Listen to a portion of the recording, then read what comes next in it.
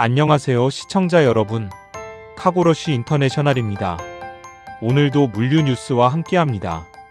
베트남과 세계 물류 시장의 최신 소식 지금 바로 전해드리겠습니다.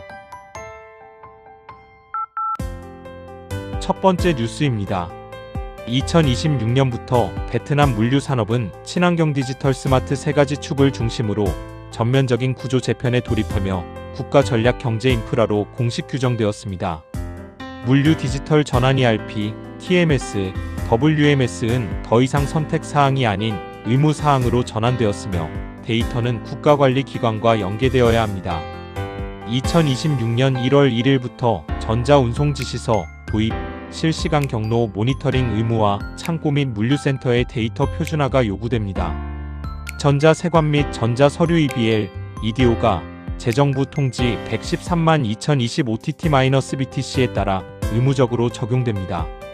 친환경 물류탄소 배출 감축, ESG 기준은 EU 미국 수출 공급망 참여를 위한 필수 조건으로 자리매김하였습니다. 다음은 베트남과 중국의 세관 협력 소식입니다. 2026년 4월 15일 또람 총서기 겸 국가주석의 중국 국빈 방문을 계기로 재정부 장관 응호 반 뚜엉과 중국 세관청장 순메이준이 세관 분야 협력 및 상호 행정 지원 협정에 서명하였습니다. 본 협정은 1993년 체결된 기존 협정을 대체하며 2025년 2,500억 달러를 돌파한 양국 교역 규모에 부합하는 현대적 법적 틀을 구축하였습니다. 주요 내용으로는 리스크 정보 공유, 전자 데이터 교환, 단일 창구 메커니즘, 스마트 국경 통과, 우대 기업 프로그램 AEO 확대 등이 포함됩니다. 같은 날 메콩 드래곤 VIII 작전이 영내 24개 세관 및 법집행기관이 참여한 가운데 화상으로 게시되어 마약 및 국경을 초월한 밀수 범죄에 공동 대응하기로 하였습니다. 이번에는 베트남 해운 역사의 새로운 이정표 소식입니다. 10월 26일 가리아-붕따오성 까이맵 국제터미널 CMIT은 베트남 해운 역사상 최초로 컨테이너선 마르그레테 머스크 MARGRETH 메스크 라인 덴마크를 맞이하였습니다. 선박 재원 재화 중량 21만 4,121 DWT, 적재 용량 2만 TU, 전장 약 400M, 선폭 59M로 에어버스 A380 항공기의 5.5배에 달하는 길이입니다. 컨테이너를 일렬로 늘어놓으면 총 길이가 100km를 초과합니다. 동선박은 세계 최대 해운 동맹 EM이 미국 서한 웨스트 코스트 노선에 투입하여 매주 CMIT에 기항하고 있습니다. CMIT는 컨설팅 기관 PORTCOAST와 협력하여 선박 입항 전 시뮬레이션 및 안전성 평가를 실시하였습니다. 메스크 라인 측은 이번 기항이 베트남 해양 인프라가 경제 성장 잠재력에 부응할 수 있음을 입증한 중요한 이정표라고 평가하였습니다. 대형 선박의 기항으로 화물이 싱가포르나 말레이시아 경유 없이 유럽 미국으로 직접 운송되어 물류 비용 절감 및 운송 시간 단축 효과가 기대됩니다. 다음은 베트남 UAE CEPA 협정 관련 관세 소식입니다. 정부는 2026년 5월 5일 시행령 143만 2026M-CP를 공포하여 베트남 UAE 간 CEPA 협정을 이행하기 위한 2026-2027년 특별 우대 수입 관세표를 규정하였습니다. 동시행령은 2026년 5월 5일부터 2027년 12월 31일까지 유효합니다. CEPA 세율 적용 요건은 다음과 같습니다. 첫째, 본 시행령의 세율표에 해당하는 품목일 것. 둘째, UAE에서 베트남으로 수입된 물품일 것. 셋째, CEPA 협정에 따른 원산지 규정을 충족하고 원산지 증명서를 보유할 것. 2026년 2월 3일부터 5월 5일 이전에 신고된 수입 신고서로서 요건을 충족함에도 높은 세율로 납부한 경우 관합세액은 세법에 따라 환급됩니다. 이번에는 메스크의 아시아 유럽 노선 개편 소식입니다. 2026년 4월부터 메스크는 아시아 유럽 주요 AE 노선의 기항지 일정을 전면 개편하고 운송 역량을 북유럽 주요 거점으로 집중 이동시켰습니다. A21 노선은 앤트워프를 추가하고 탕헤르 TC를 제외하였습니다. A23 노선은 옌텐 오르후스 에테보리 사우샘프턴을 추가하고 닝보와 아레시라스를 제외하였습니다. A25 노선은 이와 반대로 닝보와 아레시라스를 추가하고 엔텐 오르후스 에테보리를 제외하였습니다. A22 노선은 포트사이드 이스트와 콜롬보를 아레시라스와 싱가포르로 대체하였으며 A25 노선은 이즈미트 이스탄불을 제외하고 다미에타와 콜롬보를 추가하였습니다. 이번 네트워크 재설계의 목적은 운항 일정의 신뢰성 강화와 화물량이 많은 거점 중심의 기항지 집중을 통한 운송 유연성 제고에 있습니다. 다음은 최근 글로벌 컨테이너 운임 동향입니다. 아시아 유럽 노선 운임은 전쟁 이전 수준으로 복귀하였으며 북유럽행 운임은 2월 말 대비 $100 FEU 상승에 그쳤고 지중해행 운임은 오히려 전쟁 이전보다 낮은 수준을 기록하였습니다. 태평양 횡단 노선은 서한 웨스트 코스트 2%, 동안 이스트 코스트 10% 상승하여 전쟁 발발 이후 약 $1000 FEU 약 50% 누적 상승하였습니다.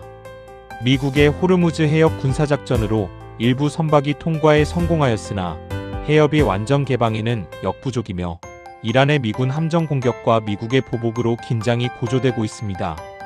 항공 운임의 경우 프레이토스 FREIGHTOS 항공 지수는 전쟁 이전 대비 25% 높은 수준이나 전월 대비 5% 하락하여 대부분의 주요 노선에서 정점을 지난 것으로 판단됩니다. 이번에는 중국의 친환경 해운 소식입니다. 2026년 4월 15일 중국은 1만 톤급 순수 전기 스마트 컨테이너선 닝이안덴쿤을 닝보저우산 항만 클러스터에서 자싱항 JIAXING까지의 첫 상업 운항에 투입하였습니다. 주요 제원 전장 127.8M, 선폭 21.6M, 적재 용량 742TU, 총 용량 약 2만 kWh의 배터리 시스템을 탑재하며 연간 약 1462톤의 CO를 감축할 것으로 추정됩니다. 스마트 항법, 자율 충돌 회피, 선박 육상 클라우드 통합 제어 시스템이 탑재되었으며 고압 육상 전원 공급과 배터리 컨테이너 신속 교환 방식을 결합한 이중 충전 모드를 운용합니다. 자매선 닝이안덴펑은 2026년 6월 인도 예정이며 두 선박이 함께 친환경 연안 운항 노선을 운영할 계획입니다. 다음은 글로벌 물류에 영향을 미치는 호르무즈 해협 긴장 소식입니다.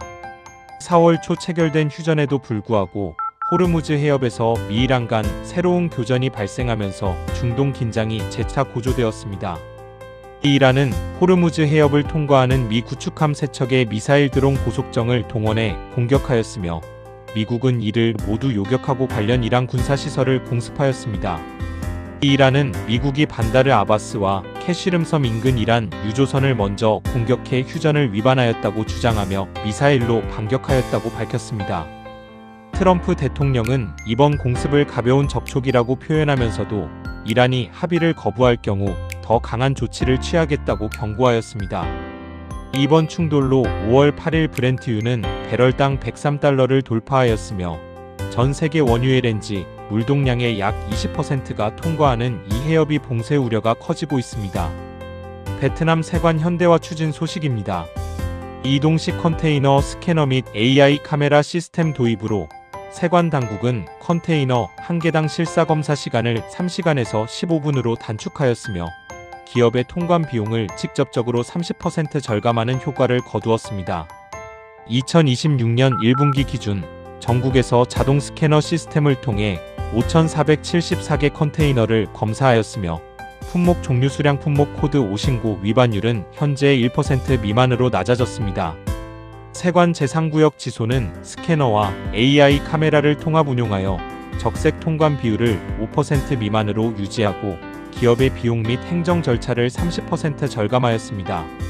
세관청은 녹색 통관 비율 60% 이상 달성, 적색 통관 비율 4% 이하 유지를 목표로 설정하고 불필요한 사업 조건을 추가로 30% 감축할 계획입니다.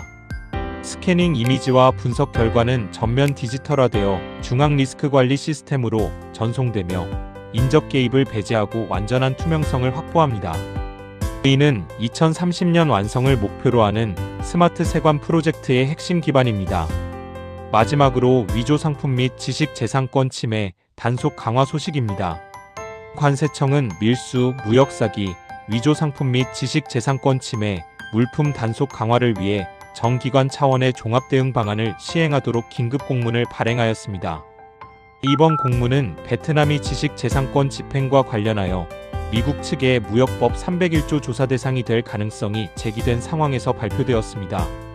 집중 단속 기간은 2026년 5월 7일부터 5월 30일까지이며 통관 보류 및 위반 적발 건수를 2025년 5월 대비 최소 20% 이상 증가시키는 것이 목표입니다. 각 기관은 관리 지역과 주요 운송 노선, 중점 품목을 재점검하고 소비 재수출 가공품 가전제품 농산물 종자류 등에 대한 통제를 강화해야 합니다. 세관은 화물 도착 전 정보 분석을 통해 환적통과 화물에 대한 통제를 강화하고 수입 세관과 수출 세관 간 협조 체계를 구축해 화물 이동 전 과정을 관리하도록 요구하였습니다. 또한 공안, 국경수비대, 시장관리국, 과학기술기관 등과의 협업을 강화하고 세관 공무원을 대상으로 위조상품 식별 교육도 확대할 방침입니다. 지금까지 이번 달의 물류 뉴스였습니다. 시청해주신 여러분께 감사드립니다. 다음 뉴스에서 더 유익한 정보로 다시 찾아뵙겠습니다. 감사합니다.